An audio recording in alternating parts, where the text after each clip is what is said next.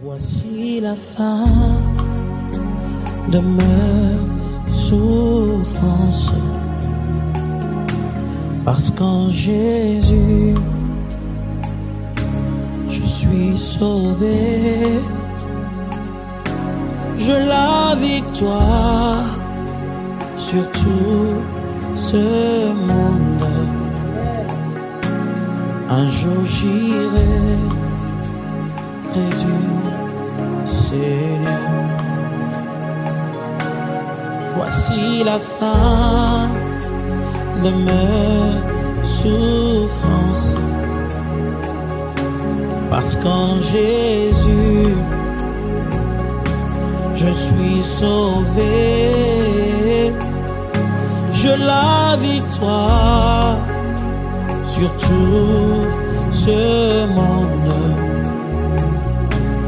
Un jour j'irai près du Seigneur. J'irai là-haut. Nous comprenons. Au commencement, Dieu créa l'homme et la femme. Veut dire, au commencement, Dieu créa les cieux et la terre. Oh, je vous ai dit, les cieux, c'est les eaux d'en haut.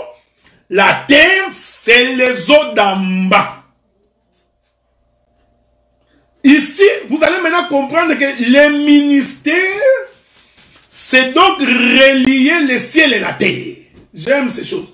Donc, un ministre a pour mission de relier le ciel et la terre. Pourquoi? Parce que quand tu relis le ciel et la terre, l'écriture du mariage va s'accomplir. Désormais, l'homme quittera son père et sa mère, s'attachera à sa femme. Les deux deviendront une seule chair. La seule chair ici, c'est les os avant que Dieu ne les découpe. Est-ce que tu as vu? Avez-vous remarqué ça? Donc la chair ici, ce sont les os. Car l'écriture dit qu'au commencement, Dieu sépara les os d'avec les os. Donc les os, avant leur séparation, étaient ensemble. Donc c'est ça, l'homme quittera son père et sa mère, s'attachera à sa femme, les deux deviendront une seule chair. La seule chair ici, c'est ce qu'étaient les os, avant que les os d'en bas ne descendent. C'est pourquoi je vous ai toujours dit dans vos mariages, c'est pourquoi j'ai toujours répété ça, c'est pourquoi vous remarquerez que dans toute la Bible, il n'y a jamais eu de célébration d'un mariage religieux. Ça n'existe pas dans la Bible. Aucun sacrificateur, aucun prêtre, aucun évangéliste, aucun pasteur n'a fait un culte de mariage. Aucun. Nous ne vous refusons pas le droit de vous marier. Je n'ai pas dit que vous ne pouvez pas aller à l'église pour vous marier. Non, vous pouvez aller pour que la communauté voie que vous êtes mariés. Le pasteur peut également prier pour vous. Ce n'est pas mauvais. Mais cette écriture-là, ce n'est pas l'homme qui quittera son père et sa mère, s'attachera à sa femme. Ça n'a rien à voir avec le mariage de Matungulu et de Bernadette. Parce que là, tu auras des difficultés. Certains versets de la Bible vont te contredire, car il est écrit, tu peux répudier une femme pour cause d'adultère. Si tu répudies une femme pour cause d'adultère, et que tu en épouses une autre, tu as combien de côtes? La Bible dit, si la femme meurt, un homme était marié, et que la femme meurt, il peut en épouser une autre. Quand tu vas en épouser une autre, c'est quelle côte encore que tu as? Je vous en prie, frère. Ici, ce n'est pas question de la côte humaine. Non. Dieu prend ces choses pour expliquer les choses du royaume. C'est pourquoi les ministères se mettent ensemble ceux qui étaient séparés. Oh, qu'est-ce qui était séparé? C'est la tête qui était séparée du corps. Or, la tête, c'est le ciel. C'est le royaume des cieux. C'est Christ Jésus lui-même. Et le corps, c'est l'église, c'est l'épouse. Donc, les ministères relient. J'ai écouté, je veux que vous me suiviez bien. Voilà pourquoi quand un prédicateur ne peut pas relier le ciel et la terre, tu comprends qu'il n'a pas le ministère. Oh, quand tu vois un prédicateur qui vous prêche l'histoire des maisons, des mariages, comment laver les assiettes, comment laver les habits, tout ça c'est bien. comment ne pas répondre à ton mari, comment le mari ne peut pas insulter sa femme, tout ça, comment repasser les habits de l'homme, comment étaler les lits, tout ça, comment il faut balayer la maison, nettoyer, tout ça. Quand un prédicateur prêche comme ça, comprenez qu'il n'est pas en train de relier les ciels et la terre, frère. Non. Donc nous comprenons qu'il n'a pas les ministères. Parce que je vous ai dit que je serai ici avec vous 4 mois, non? Parce que je vais expliquer même comment les eaux d'en haut, d'en bas, doivent être reliées par les eaux d'en haut. Je démontrerai ça, frère. Parce qu'il faut qu'il y ait les principes d'évaporation. Les eaux d'en bas doivent changer de forme. Qui fait ce travail? C'est le ministère. Donc le ministère ne vient pas nous prêcher qu'il faut acheter des maisons, acheter des voitures. Ça, ce n'est pas le ministère. Sommes-nous contre les maisons et les voitures? Non. Tu peux t'acheter une bonne maison pour que tu puisses dormir à l'intérieur et avoir un bon sommeil. Parce que si tu dors sur un mauvais lit, tu auras des difficultés. Tu peux avoir très mal aux côtes. Donc, ce qui n'est pas bon. Ok? Donc, quand tu roules dans une voiture dont les amortisseurs sont finis, certainement que tu auras mal au dos, tu risques d'attraper des hémorroïdes. Donc, c'est quand même bien d'avoir une nouvelle voiture dont les amortisseurs, quand tu conduis, tu te sens bien. C'est pas mauvais. Mais ces choses-là n'ont rien à voir avec le royaume. Donc, un prédicateur qui est incapable de relier ciel et la terre. Je vais continuer. La Bible dit, on va lire une écriture. Attendez. Je ne suis pas pressé, je vais arrêter bientôt. Hein. Je sais que vous allez vous fâcher parce que je vais arrêter bientôt, mais je vous ai dit que j'ai 4 mois. Non? Donc, souffrez. Je vais... Roland, où est l'écriture de Jacob quand il a vu l'échelle? C'est dans Genèse, dans quoi? Genèse combien? C'est quelqu'un peut me trouver cette écriture-là quand Jacob fouillait son frère. Ok? La Bible dit qu'il s'en alla et il trouva un endroit où il est écrit. Hein? La Bible dit qu'il dit, ici se trouve la porte du ciel. Roland, tu es en retard. Je continue à t'attendre pendant que je cherche aussi. Ok? À moins que Fond des Diamants trouve les versets avant toi. À ce moment-là, tu vas te plaindre que les sœurs sont en avance. On va aller voir ça. Genèse combien?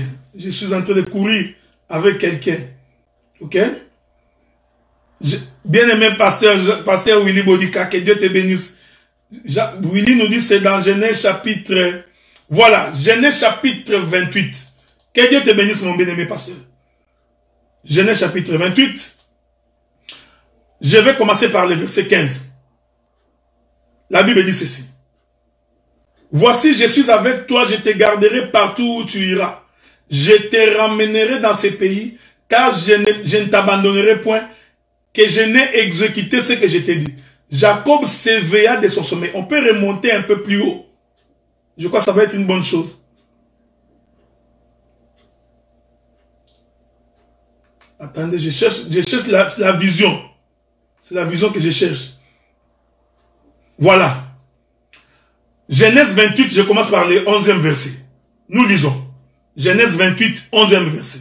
La Bible dit, il arriva dans un lieu où il passa la nuit, car le soleil était couché. Quand le soleil se couche, tu dois dormir. Ok? Il prit une pierre. Ce n'est pas l'objet de mon intervention, parce que nous pouvons expliquer beaucoup de choses ici. Mais je m'en vais très vite au but. Il prit une pierre dont il fit son chevet. Et il se coucha dans ces lieux. Nous parlons de notre père, le patriarche Jacob. Tant il fouillait son frère, étant fatigué du voyage, il trouva un rocher, une pierre. Il va donc mettre sa tête et dormir. Il eut un songe, voici une échelle était appuyée. J'ai écouté. Dans les songes de Jacob, il va voir une échelle qui était appuyée sur la terre et son sommet touchait au ciel. Et voici les anges de Dieu montaient et descendaient par cette échelle. Est-ce que quelqu'un me comprend? Dans son songe, le frère, le patriarche Jacob, va donc relever une échelle. Mais l'échelle ici reliait le ciel et la terre. En d'autres termes, l'échelle, c'est le ministère. Est-ce que vous comprenez? Donc l'échelle ici, c'est le ministère qui était en train de relier le ciel et la terre. En d'autres termes, l'échelle, c'est lui Lévi qui est en train de relier la tête et le corps. Remarquez cette chose. Et vous allez comprendre que les anges qui descendent et qui remontent, ce sont les prophètes. Ce sont les prophètes. Ils viennent sur la terre, ils meurent, ils rentrent. Mais c'est sur l'échelle.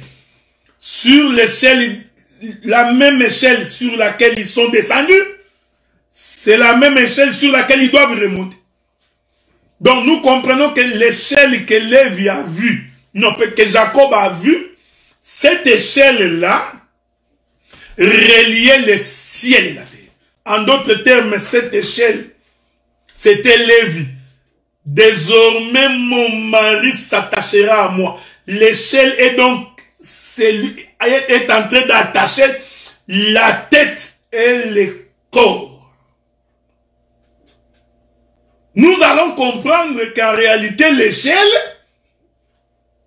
c'est l'étendue. Parce que c'est l'étendue qui relie le ciel et la terre. Est-ce que vous me suivez, frère? Je veux que vous me suivez attentivement. Donc l'étendue a pour mission de relier le ciel et la terre. Donc si tu veux aller au ciel, il faut que tu passes par l'étendue. Donc l'étendue, c'est le point de liaison. En d'autres termes, l'étendue, c'est Lévi. L'étendue, c'est l'échelle. L'étendue, c'est le cou du corps. Donc, car c'est le cou qui relie la tête et le corps. Est-ce que vous me suivez? Donc, sans lui, sans l'échelle, sans le cou, le corps ne peut pas vivre. Avez-vous remarqué cette chose? Doucement. On va avancer. Donc, vous comprenez maintenant que Jésus a... J'ai défini le ministère. C'est pourquoi il est écrit. Je vais vous trouver l'écriture. Je ne sais pas si j'ai trouvé cette écriture-là. Mon bien-aimé Roland. L'écriture qui dit que Jésus est là pour réconcilier. Attendez frère, ne vous en faites pas. Réconcilier le monde avec Dieu. Voilà, 2 Corinthiens chapitre 15. Je vous donne tellement de flèches. Mettez dans vos carquois, parce que le voyage est long. 2 Corinthiens chapitre 5. 2 Corinthiens chapitre 5. Lisons. Il est écrit. 2 Corinthiens chapitre 5, le verset 19. Car Dieu était en Christ, réconcilia le monde avec lui-même, en n'imputant point aux hommes leurs offenses, et il a mis en nous la parole de la réconciliation. Donc Christ est donc celui qui réconcilie Dieu avec le monde. En d'autres termes, le ministère, c'est Christ. C'est Jésus qui est le ministère. Donc c'est lui qui est en train de réconcilier le ciel et la terre. C'est lui qui est en train de réconcilier le mari et la femme, l'époux et l'épouse. Attendez. Je ne sais pas si je vous trouverai encore une autre écriture. Souffrez. Si je peux vous ajouter notre écriture, ça ne sera pas mauvais. Romains chapitre 5, le verset 11. Romains chapitre 5, le verset 11. Nous lisons. Et non seulement cela, mais encore, nous nous glorifions en Dieu par notre Seigneur Jésus-Christ, par qui maintenant nous avons obtenu la réconciliation. Donc, ce qui a parce qu'on ne peut pas se réconcilier si on n'était pas préalablement séparés. On ne peut pas parler de la réconciliation s'il n'y a pas premièrement la séparation. J'aime ces choses, frère. C'est pourquoi le Seigneur, quand il regarde Adam, il dit, il n'est pas bon que l'homme soit seul. Il n'était pas seul. Il était avec sa femme, son corps. Mais comme c'était les os d'avant la séparation, Dieu voyait un seul corps. Qu'est-ce que Dieu fait? Il sépare. J'aime ces choses. Écoutez l'évangile, frère. C'est Dieu qui a séparé les os d'avec les os. Il a décidé par sa propre volonté de séparer les os d'avec les os. Vous comprenez ça, frère? Ce n'est pas le diable. C'est le Seigneur qui sépara les os d'avec les os. Maintenant que les os sont séparés d'avec les os, Dieu entrevoyait la réconciliation. C'est pourquoi je vous ai toujours dit que Dieu avait prévu la mort de Jésus avant même que l'homme ne pêche. Ce n'est pas parce que quand tu as péché que maintenant Jésus va apparaître. Non. Dieu n'est pas comme ça. Dieu, le véritable metteur en scène, il avait vu la chose déjà à son commencement. Donc en séparant les os d'avec les os, Dieu avait déjà, il prévoyait déjà la séparation de l'homme avec son Dieu. C'est pourquoi je vous ai toujours dit, je sais que ça là, peut-être ça scandalise beaucoup. Je vous ai toujours dit, on pose la question à Adam, Adam, as-tu mangé le fruit? Il dit oui. La femme que tu m'as donnée m'en a donné et j'en ai mangé. Le Seigneur va vers la femme. La femme, as-tu mangé le fruit de l'arbre dont j'avais dit? La femme dit, ô Éternel, le serpent m'en a donné. Il m'a séduit et j'ai mangé. Dieu n'est pas allé poser la question au serpent. C'est ce que nous appelons le bouger de l'Éternel. Dieu n'est pas allé poser la question. Parce que s'il posait la question, le diable allait lui dire, qui a séparé les os d'avec les os au deuxième jour de la création pour créer l'étendue? N'est-ce pas toi? J'aime ces choses. Donc quand Adam et Ève pêchent, j'ai dit ces choses de plusieurs manières, mais pour dire la même chose. Quand Adam et Ève pêchent, Dieu les chasse du jardin. Il était donc en train de séparer les os d'avec les os, en chassant Adam. Mais tout en chassant Adam, Dieu avait dans sa tête qu'il se réconciliera avec cet homme qu'il a chassé. Or, chasser Adam, le faire sortir d'Éden, en d'autres termes, c'est de le faire quitter le ciel. Quitter Éden, c'est quitter le ciel. Il est donc sorti dehors. Il est donc devenu la proie de l'ennemi. Mais Dieu, l'Éternel Dieu, il savait que c'est son propre corps. Voulez-vous que je vous ajoute encore une autre écriture? Parce que j'en ai toute une pléthore. Romains chapitre 11. Non, pas Romains chapitre 11. Je voudrais terminer par 2 Corinthiens chapitre 5, le verset 19. Car Dieu était en Christ.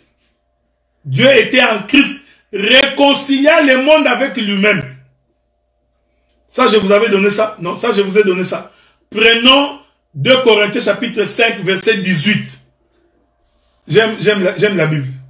Et tout cela vient de Dieu, qui nous a réconciliés avec lui par Christ, et qui nous a donné le ministère de la réconciliation.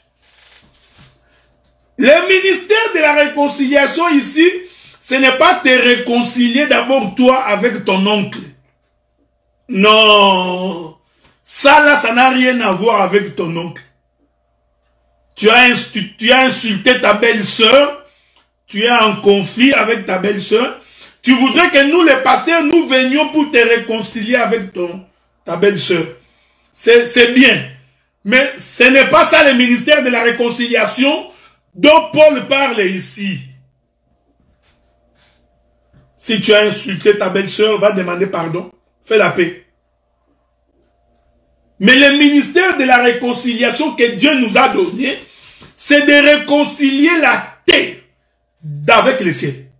Il n'y a pas autre chose. C'est-à-dire que l'homme entre en relation avec son Créateur.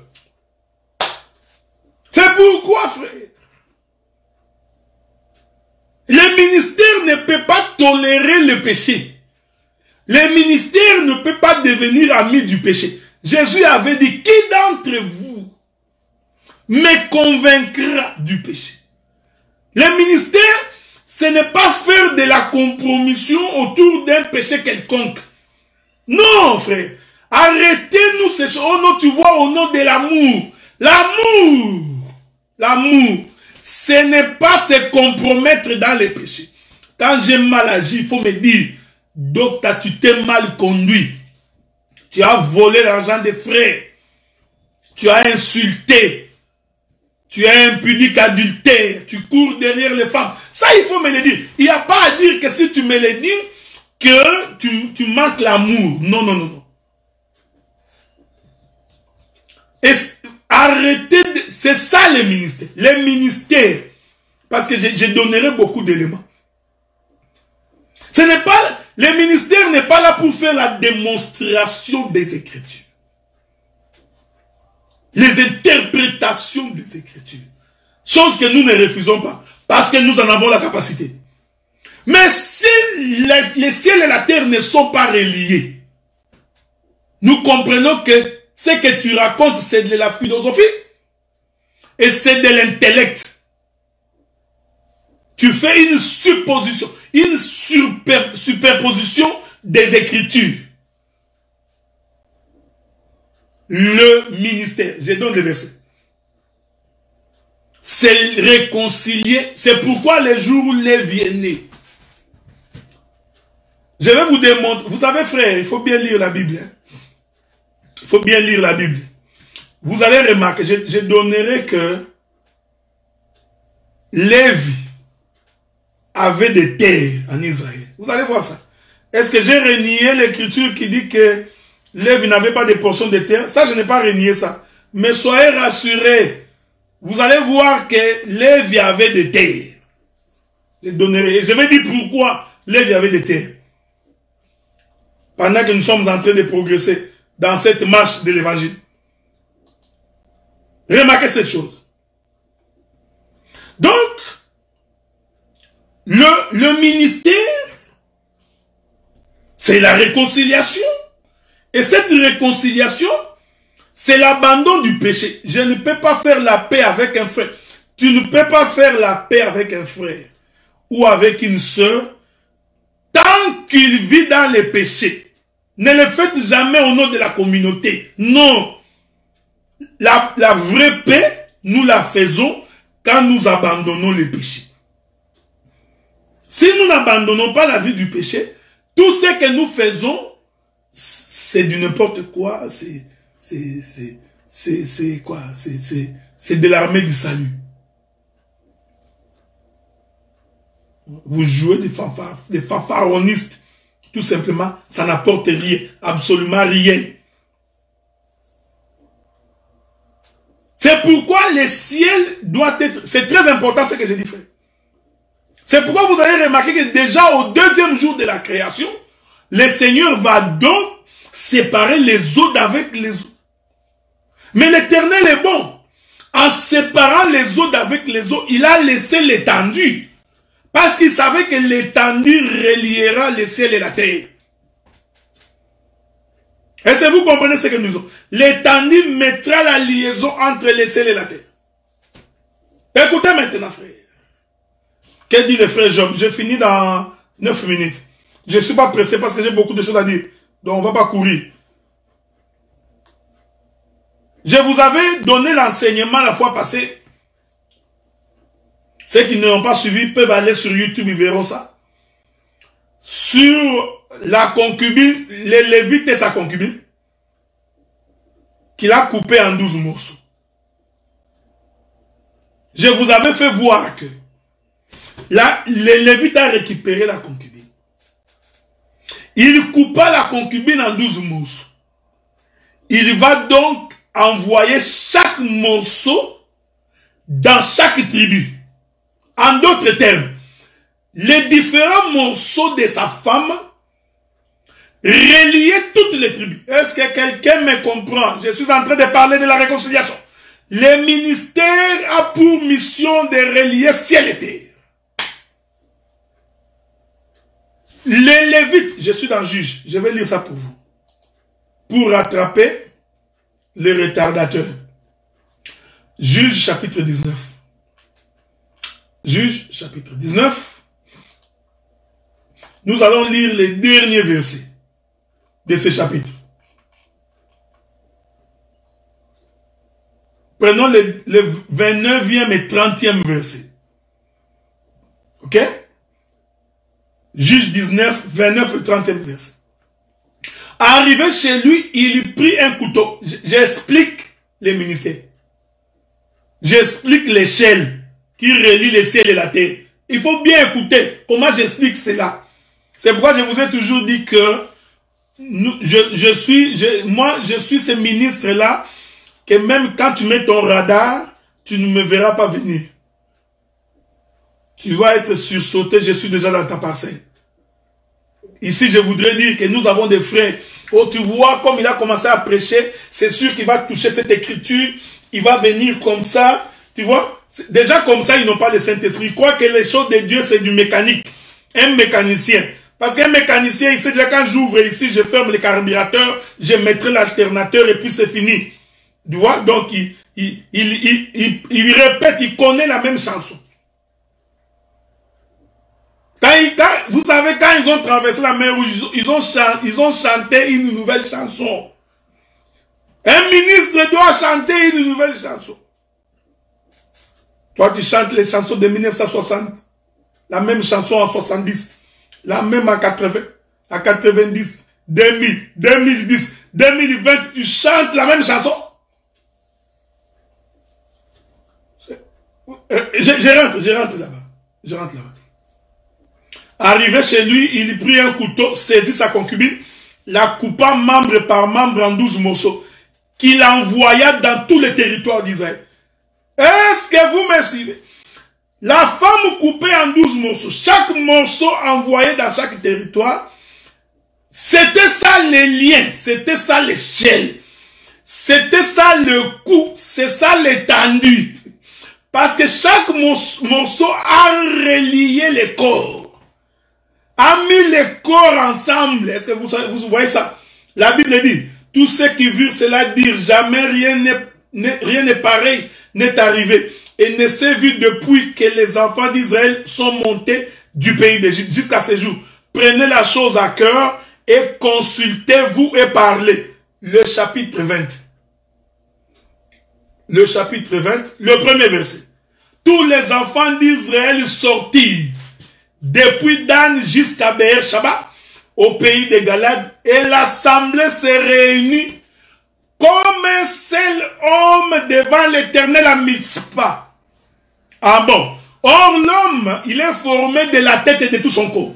Donc, nous comprenons. Est-ce que quelqu'un me comprend? Donc, quand Israël sort, il forme un seul corps.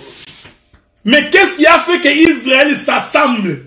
Ce sont les différents morceaux de la concubine du Lévite qui a été partagée sur tous les territoires. Suivez bien. Parce que dans les jours qui viennent, j'expliquerai que la terre de Lévi en Israël, c'était le corps de cette concubine. Garde, je vais expliquer. Sois pas pressé. Donc nous comprenons que le fait que les corps se relient, parce que vous avez remarqué, frère, avant que le morceau du corps de la concubine ne soit envoyé, c'est que Israël était dispersé. Chaque tribu dans son coin. C'est ce que j'appelle, c'est-à-dire qu'ils étaient séparés de la tête. Parce qu'il n'y a que la tête qui relie le corps. Il n'y a que la tête qui va donner la forme au corps. Ah, mon bien-aimé frère Paul. Paul dit, quand bien même que les membres sont plusieurs, mais en réalité, ils ne forment qu'un seul corps. Quand bien même que les membres sont plusieurs, en réalité, ils ne forment qu'un seul corps. Quand bien même que Israël est subdivisé en Ruben, Siméon, Juda, Lévi, Zabulon, Nephtali, qui sont des morceaux, en réalité, ils ne sont qu'un seul corps. Mais qu'est-ce qui relie les corps? C'est le corps de la concubine coupé en 12 morceaux. En d'autres termes, le corps de la concubine, c'est l'échelle qui met tous les corps ensemble. Ainsi, j'aime la Bible. C'est pourquoi, quand la Bible dit, au commencement, le Seigneur rassembla la poussière de la terre, en réalité, c'était l'œuvre ministérielle. Parce qu'il n'y a que le ministère qui relie les corps, qui met les corps ensemble. Est-ce que vous comprenez ça? Quand bien même, je vais lire cette écriture-là, pour aider la sœur Doriane, afin qu'il puisse ajouter ça dans sa gibecière. Ça va lui permettre de combattre Goliath et de l'abattre. Parce que si ta gibecière est vide, tu ne pourras pas combattre Goliath. Nous prenons 1 Corinthiens chapitre 12. 1 Corinthiens chapitre 12. J'aime ces choses, frère. Nous allons commencer. Merci beaucoup, bien-aimé Roland. Commençons par le 12e verset. Car, comme le corps est un et a plusieurs membres, et comme tous les membres du corps, malgré leur nombre, ne forment qu'un seul corps, ainsi en est-il de Christ. Une écriture comme ça, si tu ramasses quelqu'un qui défend la polygamie, c'est une très belle écriture pour les gorger. Oh non, tu vois, Jacob avait plusieurs femmes, Abraham avait plusieurs. Voilà pourquoi moi aussi j'ai plusieurs femmes. Tu comprends que c'est quelqu'un qui ne comprend pas l'essence des Écritures. Paul va t'aider à clouer un tel homme. Donc ce n'est pas parce que tu as vu Abraham avec plusieurs femmes que tu penses que c'est plusieurs corps. Non, non. Paul explique ces choses, c'est dans la Bible. Il dit comme le corps est un et a plusieurs membres, et comme tous les membres du corps, malgré leur nombre, ne forment qu'un seul corps. Ainsi en est-il de Christ. Nous avons tous en effet été baptisés par... Vous pouvez continuer cela si vous voulez. Verset 14. Non, je lis le verset 13. Nous avons tous en effet été baptisés dans un seul esprit, pour former un seul corps. Oh, pour former un seul corps, j'aime la Bible, frère. Vous savez, quand Dieu m'inspire comme ça, j'ai envie de crier. Écoutez ce que Paul dit. Je vais vous scandaliser parce que le coup d'œil que nous avons, c'est un coup d'œil de Dieu. Il est écrit, pour expliquer les différents membres du corps qui forment en réalité un seul corps, Paul dit, nous avons tous en effet été baptisés dans un seul esprit pour former un seul corps. Donc pour former un seul corps, il faut que tous nous soyons submergés dans un même esprit. Or, ce qui fait que les membres du corps soient un seul corps, c'est le sang. Nous comprenons que l'esprit ici, c'est le sang. Parce que c'est le sang qui fait que la main est membre du corps. Si le sang n'arrive plus ici, cette main ne peut plus servir pour mon corps. C'est ça la paralysie. On peut même te couper cette jambe-là. Parce qu'elle ne sert à rien. Tu es en train même de la tirer. Tu vois quand quelqu'un est paralysé, sa propre jambe va devenir une charge. Et ça va commencer à ralentir l'homme. C'est pourquoi en Israël, quand les péchés étaient dans les camps, pour éviter les ralentissements, prenez le corps qui est pourri. Prenez la partie qui est lépreuse. Mettez ça dehors. Ça, je vous exhorte. Quand vous vivez dans une assemblée, vous avez des frères ou des sœurs qui ne font que s'aimer des troubles, des troubles, des troubles. Vous voyez qu'ils ne comprennent pas la parole. Ils vont vous ralentir. Dieu a démontré ça dans le corps de l'humain. Quand tu as la paralysie de ta main gauche, cette main gauche va devenir une charge. Parce que tu serais tout le temps en train de vouloir, mais il ne veut pas. La volonté y est, mais ça ne marche pas. Est-ce que vous comprenez ce que nous disons? Donc, ce qui fait que les membres font partie du corps, Paul dit c'est le seul esprit que nous avons. Or, naturellement, ce qui fait que les membres font partie du corps, c'est le sang. Nous comprenons que le ministère, c'est le sang. Parce que c'est le ministère qui relie les corps. Donc, les vies, c'est le sang. Un jour j'irai près du Seigneur, j'irai là-haut. J'irai là-haut parmi les anges, près d'Emmanuel me consoler, passant mon temps à la louange, dire à Jésus un grand merci. Écoute, en ce moment, je suis devenu citoyen du ciel. J'ai une nouvelle vie en Jésus.